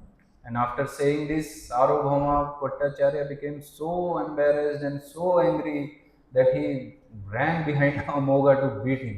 మరి ఈ సన్నివేశం జరిగిన తర్వాత సార్వభౌమ భట్టాచార్యకి ముఖం చెల్లలేదనమాట. అందుకని ఆయన వెంటనే తీవ్రమైన కోపంతో కర్ర పట్టుకుని అల్లుడు వెనకాల పరిగెత్తారు కొట్టడానికి. And he became very sad and very embarrassed that later Sarvabhauma Bhattacharya's wife said that let my daughter become a widow. చూడండి, సార్వభౌమ భట్టాచార్యకి ఎంత దుఃఖం కలిగిందంటే ఆయన భార్య ఏముందంటే నా కూతురు విధవరాలైపోగాక అని చెప్పి చెప్పించింది. They have criticized Chaitanya Mahaprabhu and they were he has criticized, let my daughter become a widow, let him die, and so much they were cursing because they were so uh, hurt that he said such things to Chaitanya Mahaprabhu. ఎందుకంటే సార్వభౌమ భట్టాచార్య భార్య ఎందుకు ఎంత కోపం వచ్చిందంటే సాక్షాత్తుగా చైతన్య మహాప్రభుని వీడు శపిస్తాడా అని చెప్పి వాళ్ళు హృదయంలో ఎంతో తీవ్రమైనటువంటి బాధ వలన ఆవిడ అన్ని రకాల శాపనార్థాలు పెట్టింది అల్లుడు. So we see that whatever Amoga came and told, whatever he expressed through his words, that were all true. కానీ ఇక్కడ చూస్తే అమోఘ వచ్చి ఏదైతే అన్నాడో చైతన్య మహాప్రభుని అది నిజమే అని చెప్పిన మాట. Means a sannyasi certainly is not supposed to eat such a lavish, so many items. He is supposed to take simple food. మరి సన్యాసి నిజంగానే అన్ని రకాల ఆహార పదార్థాలు తినకూడదు. సన్యాసి చాలా సరళంగా ఆహారాన్ని స్వీకరించాలి. But before uttering these words, he never thought that after I utter these words, how Sarvabhauma will feel who is sitting there, how my mother-in-law will feel, how my wife will feel, how Chaitanya Mahaprabhu will feel. Just he wanted to say, he said that. అయితే అమోఘ ఆలోచించలేదు. ఈ మాటలు చెప్తే చైతన్య మహాప్రభు అక్కడ ఉన్నారు, ఆయన ఏమనుకుంటారు, సార్వభౌమ భట్టాచార్య అక్కడ కూర్చున్నారు, ఆయన ఏమనుకుంటారు, మా అత్తగారు ఏమనుకుంటారు, నా భార్య ఏమనుకుంటుంది, జరగబోయే పర్యవసానాలు ఏమవుతాయని అతను ఆలోచించలేదు. So it happens to us in devotional life also that sometimes there is so much urge to speak something. We are so eager to speak something that we don't understand what will be the consequences, what will the person whom I am talking to, how he will feel or what the others will feel. Just it came in my mind, I said it, finish. అలాగే ఒక్కసారి ఆధ్యాత్మిక జీవితంలో మనకి తీవ్రమైనటువంటి వాచో వేగం ఉంటుందన్నమాట. అంటే ఏదో అనుకుంటాం, చెప్పాలని ఏదో రకంగా చెప్పాలనుకుంటాం, కానీ చెప్తే ఏమవుతుంది, పర్యవసానాలు ఎలా ఉంటాయి, ఎవరు ఏ విధంగా దాన్ని తీసుకుంటారనేది ఆలోచించాం అంతే. చెప్పాలనుకున్నాను, చెప్పేశాను అంతే. So instead of being too much eager to express our emotions through words, we should very carefully analyze that whatever I am going to say, what will be the consequences of these words. కాబట్టి మనం చెప్పాలనుకున్నది చెప్పాలనే ఆతృతను కలిగి ఉండడం కంటే కూడా మనం చెప్పేటువంటి మాటలు చెప్తే ఏం జరుగుతుందనే దాన్ని మనం విశ్లేషణ చేసుకోగలగాలి. So before expressing these things, any words, any emotions, these things, this analysis is very important for a devotee. This is the austerity of speech. కాబట్టి ఒక భక్తుడు మాట్లాడాలనుకోవడానికి ముందుగా ఇంతగా అతడు విశ్లేషణ చేసుకోవాలి. దాన్ని ఏమంటారంటే వాక్ తపస్సు అని చెప్పి అంటారు. That means that we are also giving respect to the person whom we are talking to. కాబట్టి మనం ఎవరితో అయితే మాట్లాడుతున్నామో వారికి మనం గౌరవాన్ని ఇస్తున్నట్లు కూడా. So if we act like this, and if we at least train ourselves to act like this, we will see that our conversation with the devotees, it will develop very nicely. కాబట్టి మనం ఆ విధంగా వ్యవహారం చేసినట్లయితే అప్పుడు మనం భక్తులతో మాట్లాడేటువంటి విధానం అనేది చాలా చక్కగా అభివృద్ధి చెందుతుంది. Whomever we are speaking to, whether he is our senior, our contemporary, our junior, everyone is a devotee. We should be very respectful. We should take care. We should be considering this. We should always consider the fact everyone is a devotee. మనం మాట్లాడేది మనకంటే వరిష్ఠుడై ఉండొచ్చు, పెద్దవాడై ఉండొచ్చు, లేదా మన సమకాలికుడై ఉండొచ్చు, లేదా మనకంటే చిన్నవాడై ఉండొచ్చు, కానీ ఎవరైనా సరే భక్తులే అని తెలుసుకొని మనం చాలా జాగ్రత్తగా మాట్లాడాలి వాళ్ళతో. So that will improve the devotee relationships very much in the society. If we just consider our speech, what we are speaking. కాబట్టి మనం మాట్లాడేటువంటి మాటలు ఏవైతే ఉన్నాయో వాటిని మనం చాలా జాగ్రత్తగా మాట్లాడినట్లయితే మన సముదాయంలో భక్తులతో మనకు ఉన్నటువంటి సంబంధాలు అనేవి చాలా చక్కగా ఉంటాయి. So many problems they arise because of the speech. మరి మాట్లాడడం వల్లనే అనేకమైనటువంటి సమస్యలు వస్తుంటాయి. So it's very important for us, and we see that Chaitanya Mahaprabhu how he reacted. మరి మనం చూడొచ్చు, ఇది చాలా ముఖ్యమైనది, చైతన్య మహాప్రభు ఆయన ఎలా ప్రతిస్పందించారు. Chaitanya Mahaprabhu say, hey, no problem. Don't chastise him. Don't chastise Amoga. మరి ఈ విధంగా వాళ్ళంతా సార్వభౌమ భట్టాచార్య భార్య అతన్ని శపిస్తున్నప్పుడు, సార్వభౌమ భట్టాచార్య వెనకాల పరిగెడుతున్నప్పుడు చైతన్య మహాప్రభు ఎలా స్పందించారు? పర్వాలేదు, వదిలేసేయండి, అతన్ని మీరేం తిట్టొద్దు, ఏం చేయొద్దని అన్నారు. He is such a young boy, whatever he said, okay, but whatever he spoke was truth only. I am not supposed to take so many things, so don't leave him, don't chastise. Chaitanya Mahaprabhu ఏమన్నారంటే మంచిదే, ఎందుకంటే ఇప్పుడు అతను కుర్రోడు, ఏం తెలియదు అతనికి, కుర్రోడైనా సరే మాట్లాడింది సరిగ్గానే మాట్లాడాడు కదా, మరి నిజంగానే నేను సన్యాసి అయ్యుండి ఇన్ని రకాల పదార్థాలు ఎలా తినకూడదు కదా నేను అని చెప్పాను. So Chaitanya Mahaprabhu showed so much sensitivity in criticism also. He was so sensible. కాబట్టి చైతన్య మహాప్రభు ఆయన ఆయన విమర్శించబడినప్పుడు కూడా దానికి బదులించే సమయంలో చాలా జాగ్రత్తగా ఆయన వ్యవహరించారు. And on the other hand, we see Amogha was so insensitive. What he is going to say, he never thought what will be the effect. కానీ అమోఘ అతడు ఏ విధంగా అసలు ఆలోచన లేదంటే అతను మాట్లాడేటువంటి మాటల వల్ల ఎలాంటి పర్యవసానాలు వస్తాయనేది అతను ఆలోచించలేదు. So Chaitanya Mahaprabhu, although he is the supreme personality of Godhead, in this case he is a sannyasi and Amogha is just a newbie. He is no one. He is a new person. మరి చైతన్య మహాప్రభు ఆయన పూర్ణ పురుషోత్తమ భగవానుడు, కానీ అమోఘ ఎవరైతే ఉన్నాడో అతడు ఒక కొత్త వ్యక్తి. So Chaitanya Mahaprabhu, when he was insulted, he didn't took that insult so seriously on him. మరి చైతన్య మహాప్రభు ఆ విధంగా ఆయన ఇక్కడ మనం చూస్తే ఆయన అవమానింపబడినప్పుడు దాన్ని పెద్ద అవమానంగా ఆయన స్వీకరించలేదు ఆయన. So similarly, whenever we see that some of our juniors or anyone, they have said something to us, so we should not keep it in our heart throughout our lives. Oh, he told me like that, he said like that.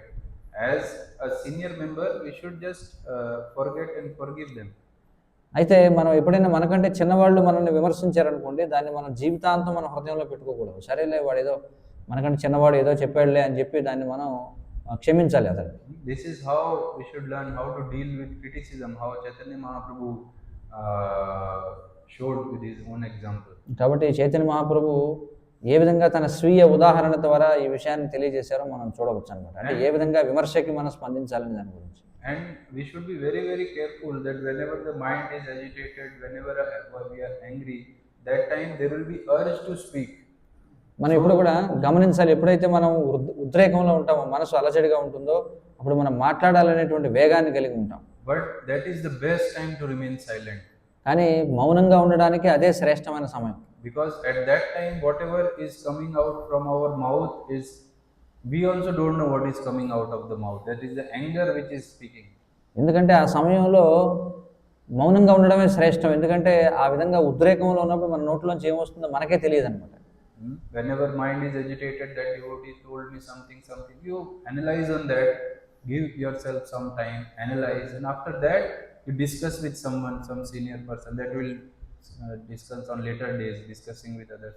So you discuss with someone, then you take some decision, but not at that moment.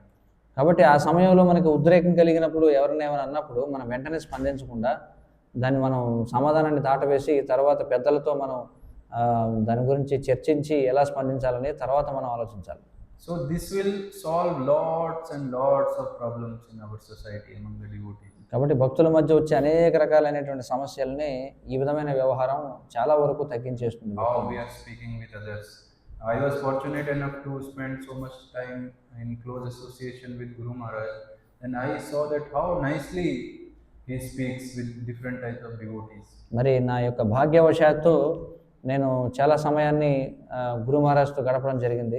కాబట్టి అనేక సందర్భాల్లో ఆయన అనేక రకాల వ్యక్తులతో ఎలా మాట్లాడారనేది చూసే అవకాశం నాకు లభించింది. So many devotees enter the room very agitated, very tensed and like that, but when they come out of the room, their face looks very satisfied.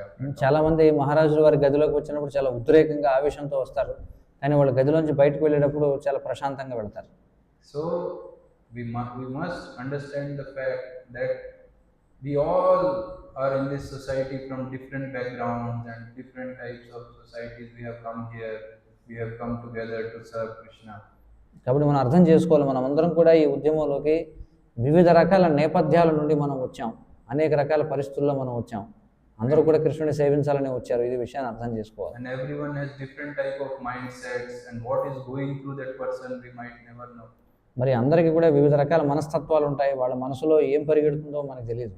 That's why we should be very, very sensitive in our speech to other devotees. They are also trying to serve Krishna. We are also trying. So it's the dealing should be very, very sensitive and sensible. కాబట్టి మన వ్యవహారం చాలా చాలా జాగ్రత్తగా ఆచితూచి మనం చేయాలి. ఎందుకంటే వాళ్ళు కూడా కృష్ణుని సేవిస్తున్నారు, మనం కూడా కృష్ణుని సేవిస్తున్నాం. So this was the first aspect that we discussed today, austerity of speech. In the coming days, we will discuss about some more aspects of dealing between the devotees. కాబట్టి ఈరోజు మనం మొదటి అంశం వాక్కు గురించినటువంటి సదాచారం గురించి మనం తెలుసుకున్నాం. రాబోయే రోజుల్లో మిగిలిన ఇతర అంశాల గురించి మనం చర్చించే ప్రయత్నం చేద్దాం. Hare Krishna, Hare Krishna Krishna Krishna Hare Hare, Hare Rama Rama Rama Hare Hare. Some questions? If there ఏమైనా are. ప్రశ్నలు ఉన్నాయా ఎవరికైనా? బయట వాళ్ళతో నేను టెంపుల్ ఇన్ఛార్జి, లేకపోతే నేను భోజనాన్ని ఇన్ఛార్జి, నేను కన్స్ట్రక్షన్ అనేక అలా భావన ఉండాలా, లేకపోతే భక్తులతోటి ఎలా ఉండాలి మనం? He's asking, when we deal with others, should we be in the mood that I am in charge of the temple, or I am DT worship in charge, or kitchen in charge, or some in charge? So we have to interact with them in the mood of an in charge, or how we have to interact? We should, you can repeat the question so everyone will understand. So ఇక్కడ ప్రశ్న ఏమిటంటే ఆయన ఏమంటున్నారు, okay online. So ఇక్కడ ప్రశ్న ఆయన వేశారంటే మనం ఇతర భక్తులతో వ్యవహరిస్తున్నప్పుడు నేను మందిరం యొక్క పర్యవేక్షకుడిని, లేకపోతే నేను వంటశాల పర్యవేక్షకుడిని, లేకపోతే విగ్రహారాధన పర్యవేక్షకుడిని అనేటువంటి భావంలో వ్యవహారం చేయాలా, లేకపోతే ఎలా వ్యవహారం చేయాలి? So we should behave with everyone in the mood of a servant. మనం ప్రతి ఒక్కరితో కూడా నేను సేవకుడిని అనేటువంటి భావంలో మనం వ్యవహారం చేయాలి. I am the in charge of this service means I am the biggest servant in this service. కాబట్టి నేను ఈ సేవకి పర్యవేక్షకుడిని అంటే నేను ఈ సేవకి అతిపెద్ద సేవకుడిని అని. My duty is that how all the devotees are doing their services perfectly. So every time that is my service as a servant that I have to oversee. కాబట్టి అందరూ కూడా అంటే నేను ఒక అధికారిగా ఇతరులందరూ వారి వారి యొక్క సేవలను ఏ విధంగా చేస్తున్నారు అనేది పర్యవేక్షించేటువంటి సేవ నాకుంది. కాబట్టి వాళ్ళు పరిపూర్ణంగా వాళ్ళ సేవలు చేస్తున్నారో లేదో పర్యవేక్షించే బాధ్యత నాపై ఉంటుంది. So I am the greatest servant among all these. I am lower than them. కాబట్టి ఇక్కడ ఉన్నటువంటి వాళ్ళందరికంటే కూడా నేను పెద్ద సేవకుడిని, నేను అందరికంటే కూడా దిగువ ఉన్నటువంటి వాడిని అందరికంటే. So if anyone is feeling difficulty in any service, I have to go personally and help them. Not that just I have to wait for them to complete the service. కాబట్టి ఎవరైనా ఒక సేవలో ఇబ్బంది పడుతున్నట్లయితే నేను స్వయంగా వెళ్ళి వాళ్ళకి సహాయం చేయాలి, అంతేగాని వాళ్ళు ఆ సేవను పూర్తి చేసే వరకు వేచి చూడకూడదు. So it's not that the leader in charge should sit like this, one leg on another leg, and like this, hey, do this, hey, do that. That is not in charge. కాబట్టి పర్యవేక్షణ అంటే కాలు మీద కాలు వేసి కూర్చుని నువ్వు అలా చేయి, నువ్వు ఇలా చేయి, అలా చేయి అని ఆదేశాలు ఇచ్చేవాడు కాదు. In charge means he is also on field.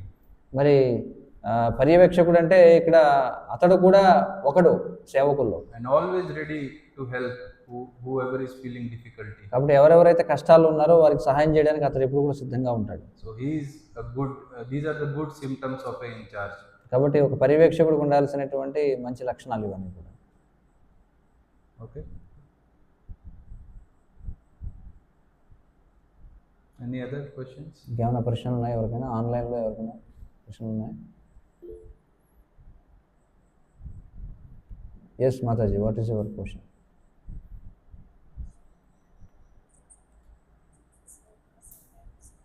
One second, see your voice is not audible. Can you please repeat again?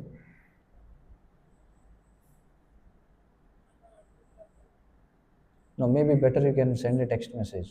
Okay, I cannot hear you. Mic is not muted, no? No, your voice is coming but it's very low. So this is full, right? Yeah, this is full. Yes. No, they can write the question, type. You can type and send a message. I think she already sent a message. No.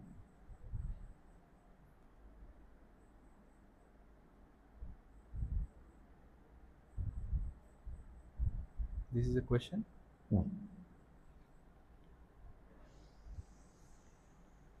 So you are sending your query?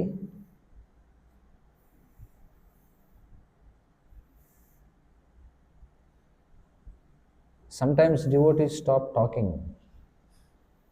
Sometimes devotees stop talking because of some incident. కొన్నిసార్లు భక్తులు మాట్లాడడం మానేస్తారట ఏదన్నా ఒకటి జరిగితే. We should respect that. We should respect their decision. అయితే ఆ విధంగా వాళ్ళు మాట్లాడకుండా ఉండాలనుకోవడాన్ని మనం గౌరవించాలి, ఆ నిర్ణయాన్ని ఎన్నుకుంటున్నాం. And we should give them some time. వాళ్ళకి కొంత సమయాన్ని మనం ఇవ్వాలి. Sometimes devotees immediately they don't feel like talking after some incident. కొన్నిసార్లు భక్తుల మధ్యలో ఏదైనా అయితే వాళ్ళు కొన్నాళ్ళు మాట్లాడడానికి ఇష్టపడరు. So we should respect that and give them their space. కాబట్టి మనం దాన్ని గౌరవించి వాళ్ళకి మనం అవకాశం ఇవ్వాలి. So this is the side of the person. I'm talking about the person who has not stopped talking, but because of whom the other person has stopped talking. అంటే ఇక్కడ నేను చెప్పేది ఎవరైతే మాట్లాడడం మానేశారో అతని గురించి కాదు, ఎవరి వల్ల అయితే అవతల వ్యక్తి మాట్లాడడం మానేశాడో వారి గురించి చెప్తున్నాను. Give them some time, give them some space. కాబట్టి మనం వాళ్ళకి కొంత అవకాశం ఇవ్వాలి, వారికి కొంత సమయం ఇవ్వాలి. And the person who has stopped talking, they should utilize this time for analysis. కాబట్టి ఎవరైతే మాట్లాడటం మానేశారో వాళ్ళు ఈ సమయాన్ని విశ్లేషణ చేసుకోవడానికి ఉపయోగించాలి. So it's not, analysis does not mean how they can say this to me, this that thing will go in the mind for some time, but okay, once it is gone, now time to analyze why it happened, what was the reason, was it my mistake or like that. No problem, we can continue. So కాబట్టి మనం ఇక్కడ విశ్లేషణ చేసుకోవడం అంటే అలా ఎందుకన్నాడు, ఇలా ఎందుకన్నాడు, ఇలా ఎందుకు జరిగింది, అలా ఎందుకు జరిగింది అని అనుకోవడం కాకుండా ఒక వాళ్ళ తప్పే ఉంది, నా తప్పే ఉంది అని విశ్లేషణ చేసుకోవడానికి మనం సమయాన్ని గడపాలి. So we should give it that time to ourselves, but that should not be a lifetime. We should give some time to ourselves. Okay, we are not speaking, but that should not be a lifetime, that forever we are not speaking. So కాబట్టి ఖచ్చితంగా సమయం అనేది ఇవ్వాలి, వారు మాట్లాడకుండా ఉండడం కోసం, లేదా మనం మాట్లాడకుండా ఉండడానికి, విశ్లేషణ చేసుకోవడానికి. కానీ జీవితకాలం పాటు మాట్లాడకుండా ఉండాలని కాదు.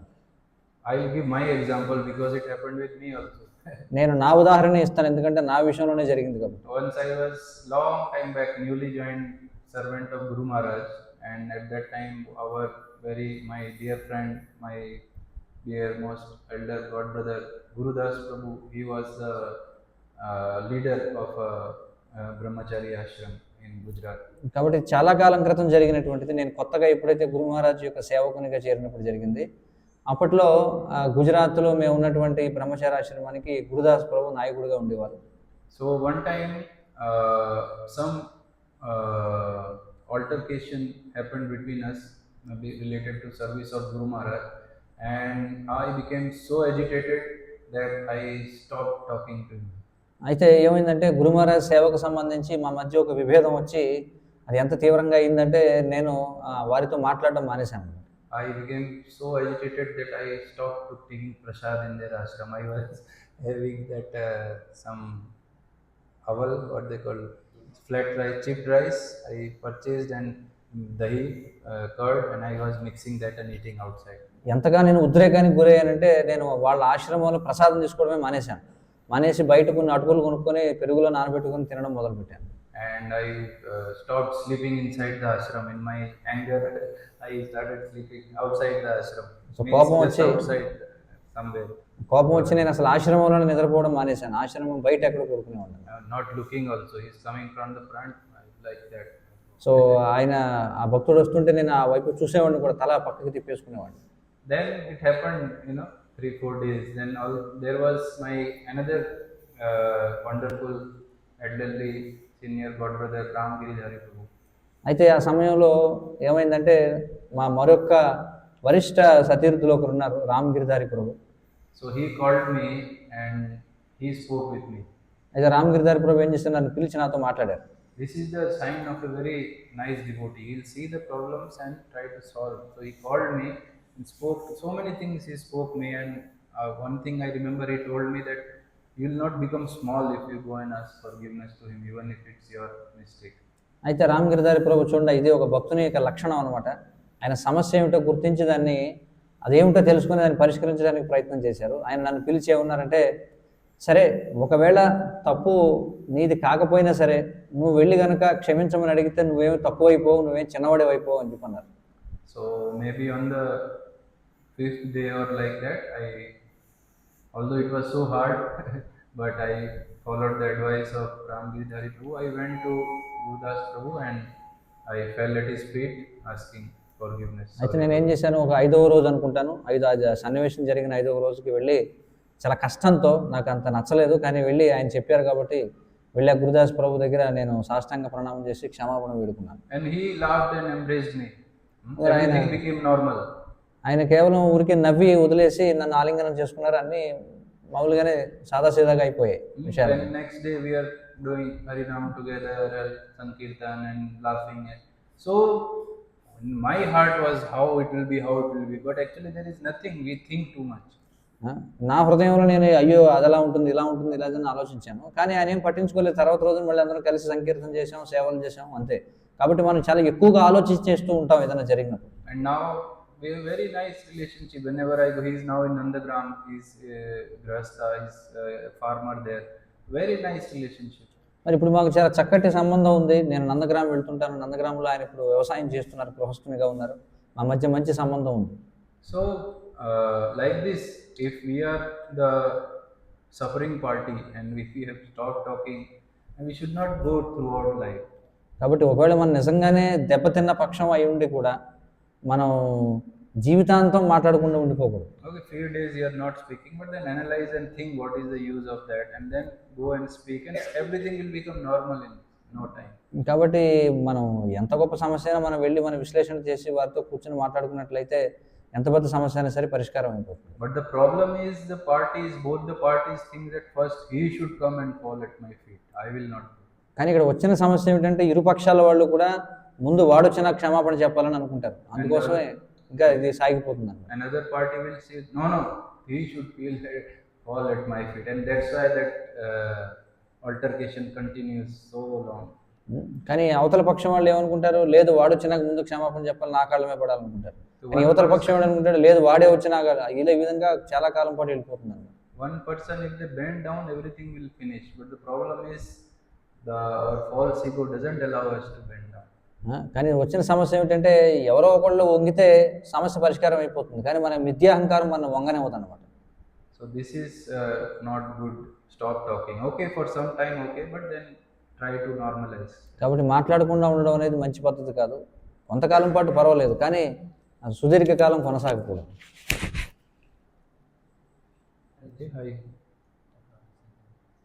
హరే కృష్ణ. ఎప్పుడైతే మనం ఆ విధంగా ప్రణామం చేసి తప్పైనప్పుడు వాళ్ళ ప్రణామాన్ని కూడా స్వీకరించకుండా దాన్ని స్వీకరించకుండా వెళ్ళిపోయినప్పుడు మనం ఏ విధంగా He's telling, okay, you said you have to pay obeisances. But when we pay obeisances, but the opposite party, he doesn't even accept the obeisances and he just carelessly goes away. Then what we have to do? So we'll repeat that. ఇక్కడ ఏమని అడుగుతున్నారంటే, సరే బాగానే ఉంది, మనం వెళ్ళి అవతల వ్యక్తికి మనం మీరు చెప్పినట్టుగా ప్రణామం చేస్తాం. కానీ మనం ప్రణామం చేసినప్పుడు అవతల వ్యక్తి కనీసం ప్రణామాలు కూడా పట్టించుకోకుండా వెళ్ళిపోతే మనం ఏం చేయాలి? So you should keep offering obeisances. నువ్వు ప్రణామం చేస్తూనే ఉండు, ఎందుకంటే నీ సమస్య కాదు కదా. కాబట్టి నువ్వు కనిపించినప్పుడల్లా ప్రణామం చేస్తుండు, తప్పే ఉంది. If they are not recognizing your pranam or like that, then now ball is in their court. From our side, we are trying to do whatever is possible. If they are not recognizing, then it's their whatever they do, okay, it's their space. మరి బంతి ఇప్పుడు అవతల వారి బరిలో ఉంది కాబట్టి మనం బంతి విసిరేసాం అంటే ఇప్పుడు మనం ప్రణామం చేసేసాం. అవతల వాళ్ళు స్వీకరిస్తారా స్వీకరించారా అది వాళ్ళ ఇష్టం. కాబట్టి అది వాళ్ళు ఏం చేస్తారనేది వాళ్ళ దృష్టిపై ఆధారపడి ఉంటుంది. కానీ మనం మాత్రం ప్రణామం చేస్తూనే ఉండాలి. And on the other side who is doing like that, so they should not do like that. If a person is sincerely realizing his mistake, apologizing, they should be. That's why we are in devotional life. No, we are not in a corporate like that. That's why we are in devotional community. అందుకే మనం మన భక్తియుత జీవనంలో ఉన్నాం. మనమే corporate రంగంలో లేం కదా. కాబట్టి మనం అవతల వ్యక్తి కూడా ఆ విధంగా వ్యవహారం చేయకూడదు. You go on paying obeisances. From your side, you do whatever is possible. కాబట్టి నీ తరపున ఏదైతే చేయాలో అది చేస్తూ ఉండు. Okay.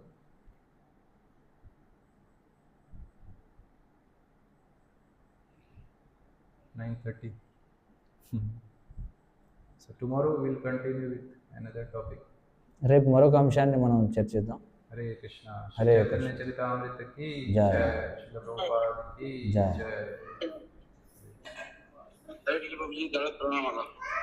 दंडवत प्रणाम. हरे कृष्ण प्रभु प्रभु